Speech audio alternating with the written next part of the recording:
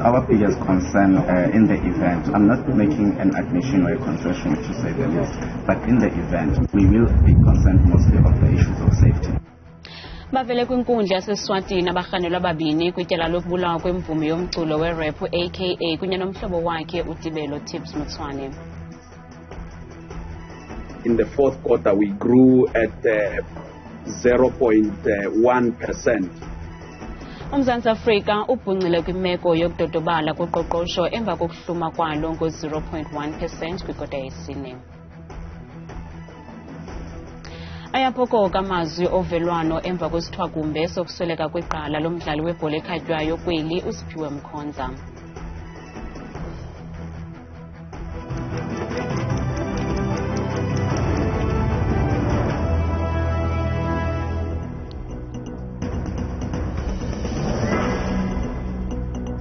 Sinamkele kwiindaba zethu ngokuhlanje andamba indodwa andamba nophumza sikhumba noyitoliki yolwimi lwezandla Botani Mzontsundu. Inkundla kamantyi yasemanzini eSwatini iphulaphule ingxelo yokuba isibini esidyobheka kwityala lokubulawa kukaKeenan aka Forbes nomhlobo wakhe uDibelo Tips Mutswane safunyanwa neemfonomfono zikanomyayi ezine ngegqwetha lesisibini uadvocate Sivesonke Ngwenya. Ababini bacela ukuqinisekiswa ngokhuseleko lwabo xa inkundla iwafumana onke amaxwebhu agunyazisa ukubuyiselwa kwabo eMzantsi Afrika ukuzawujongana neli tyala. Ukhuseleko beluluqilima kwinkundla kamantyi yasemanzini eSwatini ngethuba bevela enkundleni umntu nomntakwabo uSiyabonga noMalusi Ndimande. Umtshutshisi umnumzana Macebo Nxumalo uxelele inkundla ukuba bakwazi ukuqhubeleka nesicelo sokubuyiselwa kwesisibini eMzantsi Afrika nanjengoko besalinde iimpepha kwigunya abantu lezotshutshiso eMgungundlovu. OkaNxumalo watsho isithi thaca phambi kwale nkundla inxalenye yobungqina beemfonomfono zikanomyayi ezifunyenwe kubamangalelwa ngethuba bebanjwa embabane kwela lizwe kutshanje. Like Nokia cell phone or chip. Don't know this name. It's you Huawei. Y21 cell phone or chip. And all these items or chip are before court. Inkundla ikwafake isicelo sokunkonya obubungqina nto leyo elichasayo igqwetha. Of the firm believes that there will be no prejudice that will be suffered by the Crown for this postponement, my lord, on this aspect and the issue of the exhibits, my lord. Igqwetha likwavakalise inkxalabo ngokhuseleko lwabamangalelwa. Our biggest concern in the event, I'm not making an admission or a concession to say the least, but in the event, we will be concerned mostly of the issues of safety for our clients because extradition is a process and there are requirements to be made. We cannot divulge much into the detail because as of now we haven't received even the actual application. And they can just say now we don't want that 48 hours, we want immediately, even if we arrive at 12 o'clock the afternoon somewhere in Durban, we can be brought before court because of our safety concerns before a magistrate. They will note the first appearances, our legal representatives, and then we are committed on a J7 to the Durban Central Prison. And thereafter, the prison authorities will then have control over them. Inkundla yasemanzini ke iqinisekile ukuba izawuqhubeka nelityala ukufumana kwayo onke amaxwebhu eMzantsi Afrika xa ihlala kwakhona ngoLwesibini wevekezayo. Lisinde ngokulambisa ilizwe loMzantsi Afrika ekufakweni kuluhlu lwamazwe anoqoqosho oludodobeleyo. Iziko leenkcukacha manani iStats SA likhuphe iinkcukacha zekota yesine yonyaka ka-2023 ezitandalazise ukuba uqoqosho lweli luhlume ngo-0.1%, kwikota egqithileyo uqoqosho lweli lohle ngo-0.2%. Intloko yeziko leenkcukacha manani umnumzana Risenga Maluleke uthi uqoqosho lweli lubonakalise ukuzinza kunyaka uphelileyo nakubeni lungahlumi ngaphezu komyinge we-1%. One of the things that we have seen is that our economy has been resilient indeed throughout 2023. We can see that it hasn't shown any growth of more than 1%. In the first two quarters, it went in the positive, and in the third quarter, it went in the negative, but it has just been tapering around the zero. As we can see, in the fourth quarter, we grew at 0.1%. Ukwathe ukusukela ngomnyaka ka-2011 uqoqosho lweli luqhushalaza endaweni enye yokungahlumi ngendlela ekulindeleke ukuba lukhule ngayo. From the production side, the economy has continued to remain resilient. However, when you look at the side of households have been withholding expenditure, and it's largely due to interest rates. From 2011, our economy hasn't been growing strongest, or let me say closer to about the 5% that we aspire in the National Development Plan. Ukanti abahlalutyi bezoqoqosho baphefumle ngelithi. Nothing's different. There's nothing inherently, I think, showing signs of health in the context of our economy. And so certainly I think this number is informed by a number of things. I think there is a base effect context that's coming in here. So you've got sectors, I think, that were coming off a low base, and so the percentage increase looks impressive. Certainly I think nothing entirely exciting about this GDP read.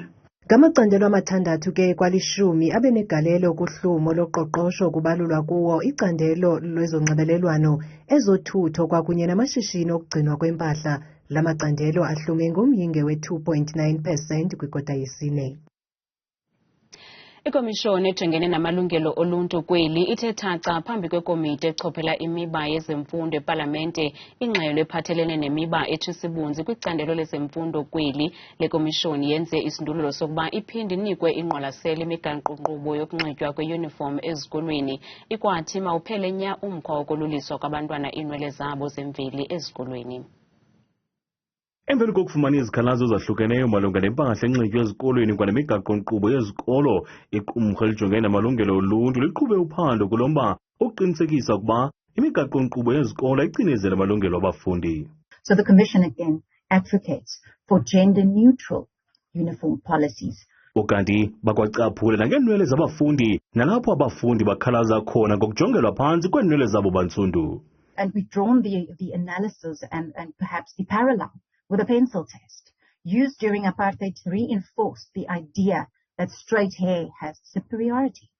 So policing African students' hair, we are very expressly questioning this, emphasizing the need to critically examine such actions given the historical context of our country. Eliqumrhu licebise ngelithi isebe lezemfundo balingenelele kwizinto ezenzeke ezikolweni ukuqinisekisa into kokuba abafundi bekho phantsi koxinzelelo. Kwananjalo imigaqo-nkqubo yezikolo ibajongeli phantsi abafundi kwanendlela abazibona ngayo.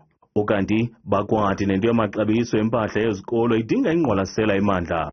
The National Department should conduct a baseline assessment to determine a cap on the costs of basic school uniforms, considering socio-economic circumstances.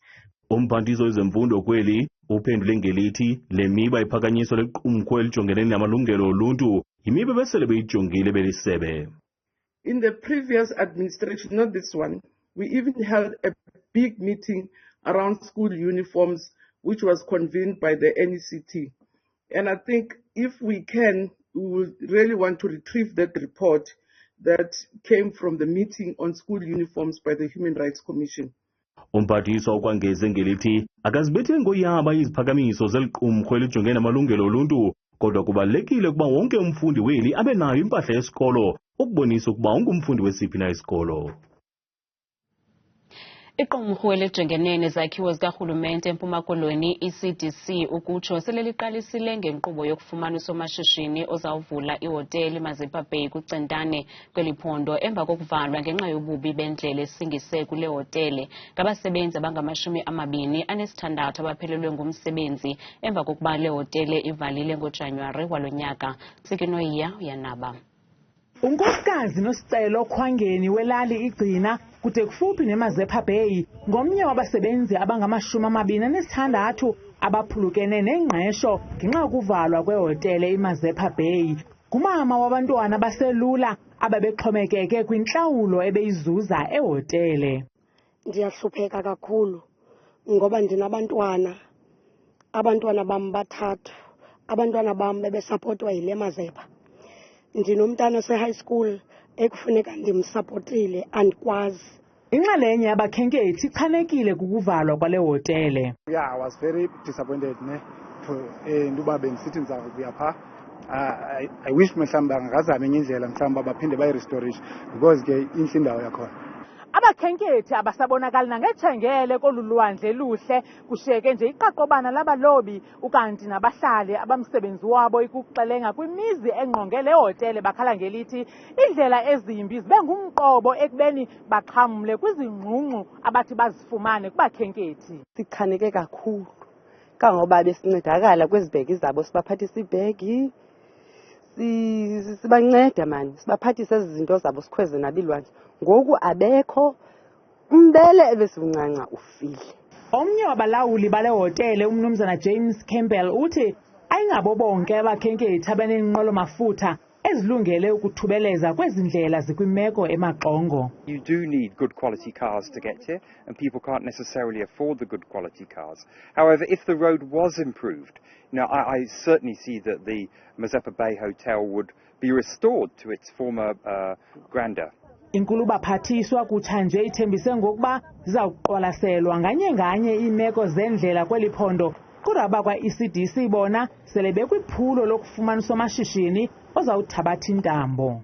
On the 12th of February went out on a call for proposals and an invitation for new operators to come forward with their proposals to take over the Mazeppa Bay Hotel. Umbuzo ngokuba leliphi iqwili losomashishini azakuza nalo kwezi ndlela zimbi uqinisekisa ukuba ingeniso uyayenza yaye nabantu abaphulukani kwakhona nemisebenzi. Kwiindaba zethu kuChannel 163 ngokuphathelwa Newsroom Africa ndinguntsiki noyiya eMazeppa Bay kuCentane. Lichaza kuhle ityendyana laseKerkut eMpuma Koloni emva kokutyandwa kweliso lalo. Ibali likaCebo Majoka lapapashwa Iindaba Zethu ngoJanuwari nalapho lityendyana lalicela ukuncedwa kwingxaki yalo yeliso nelaqaqamba kakhulu. Ngomhla wesine kuJanuwari kulo nyaka uCebo Majoka waphalaza imbilini yakhe yeliso kwisebe lezempilo leMpuma Koloni. Oku kuza emva kokuba elisebe lezempilo lwakuhlehlisa umhla wakhe wotyando amatyeli amabini. Esibhedlele waxelelwa ukuba unemfixano yempumlo isinus ukutsho kwaye wayeqaqanjelwa kakhulu. Ndiye ndabuyela sibheke esibhedlele esibhedlele ndanikwa idate leya 19 kwafumaniseka lathi ubana iscan esibindiyakho sasisebenzi. Ngabe nedate nge-24 January. Njenge-24 January ndadibana nogqirha bandichazela that uba ndine-frontal sinus. Then bandibhukhela u-April, 24 April. Then kulapho ndigive up khona. Ndiqonda uba I have to go ndiyofuna uncedo kwenye indawo. Ndabe khona kumzali from Cape Town willing to assist. Ndancedakala ndabuyela back to Tata Majola. Ndamchazela uba kwenzeka ntoni. Ndibe ndiphenika because ndandiziva kabuhlungu zingaqambi. Then kwaphinda ubela back to ipage yakhe wacela amancedo ndafumaniseka uba ndincedakala omnye wosizo kuthiwa akhona wandibhukela ibhasi to Cape Town ndazixela uba ndiyoqala iprocess khona so ndandifumane uncedo. Luckily ke Cape Town ndalifumana uncedo ndangena nge-12 of February. Nge-16 of February ndasetyenzwa ndenza i-operation ndacinwa for iintsukwana phana ndakhutshwa kathonza ubuya for i-check-up nge-29 of February ndabuyela khona kwi-check-up ngathi ugqirha at least bayibone i-change. uCebo ubulele ngenkxaso kubemi beli. Ibali likaMajoka lisisikhumbuzo sokuba ubuntu abutshabalalanga. Okokuqala ndifuna ubulela uThixo ngabo abavelelele that kufikelele that imeko yam idiyosika nabo. Ndifuna ubulela wonke umuntu ebethatha inxaxheba nongakwazanga ukukhupha empokothweni kodwa ngenhliziyo bebeka imithandazo. Ndiyacela uThixo that abasikelele enze sure that ukuba zonke into abanqwenelayo nabazifunayo ebomini uThixo abavelisele ngenxa yemithandazo abebeke phezu kwempilo yam ngoba abaseyivanga only iliso basave through ne-life le yam because ebendi-depressed emotionally drained yile meko bendikuyo. Kwiindaba zethu kuChannel 163 ndinguSiphiwe Boy ndiseTinarha.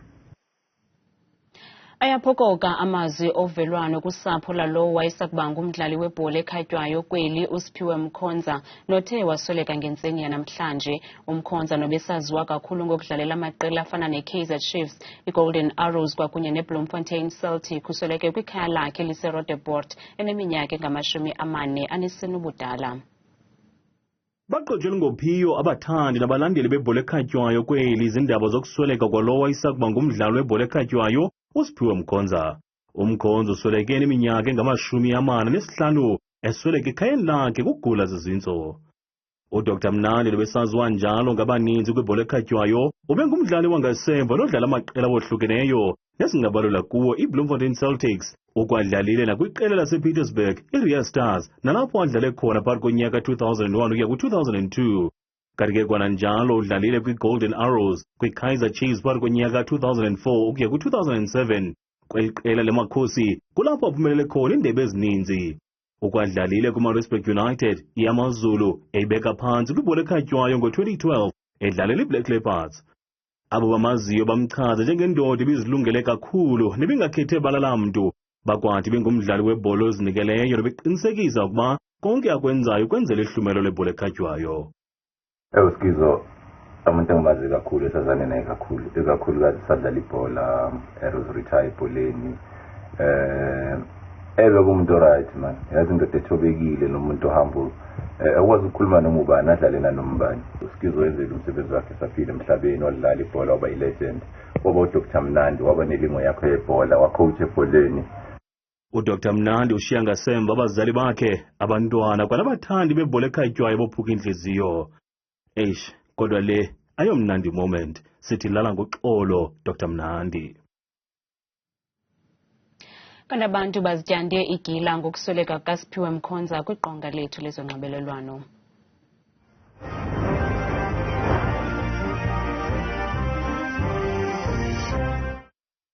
Silahlekelwe singuMzantsi Afrika, uMr Mnandi ebenza ibe mnandi ibhola yethu and ibengumuntu ophakamisileyo xa sidibana ne-stadium ebekwazi ushutha ifoto nathi. Into esiyikhumbulayo ngoDr Mnandi ulwimi ebelisebenzisa xa ehlaziya ibhola ekhatywayo.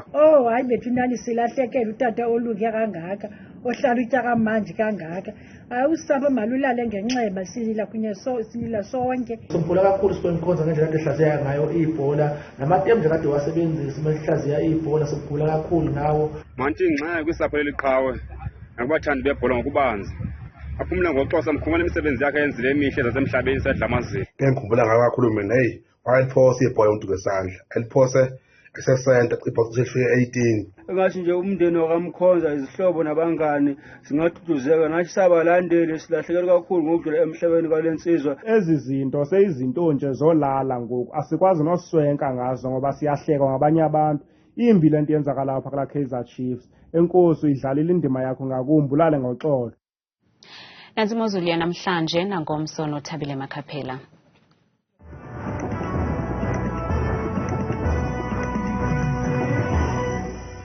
Enkosi kakhulu kaloku madikela kwidesika yakho enkulu ehlonipheka kakhulu leyo kaloku idesika yomqulu wena bandibulise kwebukela mekhaya uzinzi lapha ekhaya ubukela kaloku channel 163 kwi-DSTV. mna ke ndikuThabile Makhaphela, uMamthembu uNgoza. Namhlanje nangomso nansi bethuna Imozulu. Kaloku siyesivile kebukela kodwa ukubaza kaloku ukutshisa kwelanga, ukubhudla kwemimoya nemvula ke ezinhle kakhulu ubukeli wam apha eMzantsi Afrika indawo ezikakhulu kwalapho lapha ko-Gauteng ePretoria phakathi xesha lasekuseni bevuka kaloku ngala 20 degrees bahambe nemini khatshwa ngamafu kwakhona ubukele phaya ekhaya ngala 34 degrees kuyatshisa phaya kwakhona futhi phaa ngokuva korhatya phaya koThabazimbi ngo-40 degrees phaya ebusuku ngomso nalo lonke nje lapho lonke lapha kaloku eFree State naseGauteng. Amaqondo wakho ubukeli wam aphantsi naphezulu sivule ngephondo lokuqala lipha kaloku lona eMpuma Koloni indawo ezifana napha ko-Alvani kwasekuseni phaa bevuka ngesithoba bavalise kufuthi ubukeli lihlabe lomhlaba kakhulu izulu. Kuyatshisa embindini eFree State ngomso njengaphaya eFrankfurt kwasekuseni futhi uvuka kaloku la 9 degrees libe kaloku litshisa kakhulu futhi langaphaya ngamashumi nje ananye kanti pholeka manje lonke elaphondo zebenje kwakhona ubukeli phaya ekhaya ephondweni laphaya eNtshona Koloni indawo ezifana phaya eBeaufort West kwasekuseni phaya bevuka ngo-10 degrees bavala imini yabo futhi ngamashumi 28.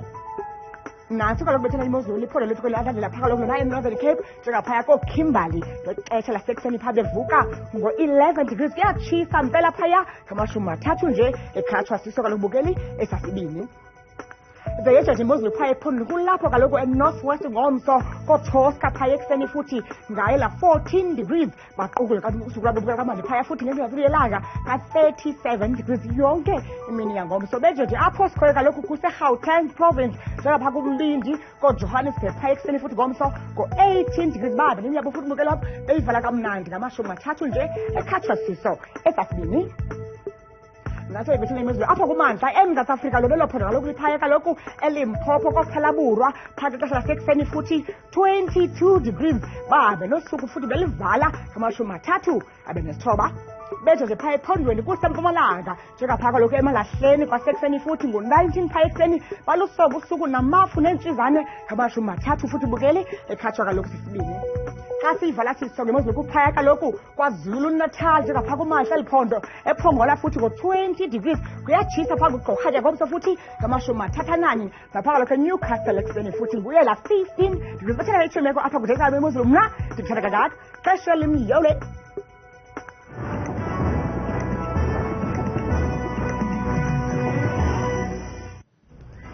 kamnandi mawethu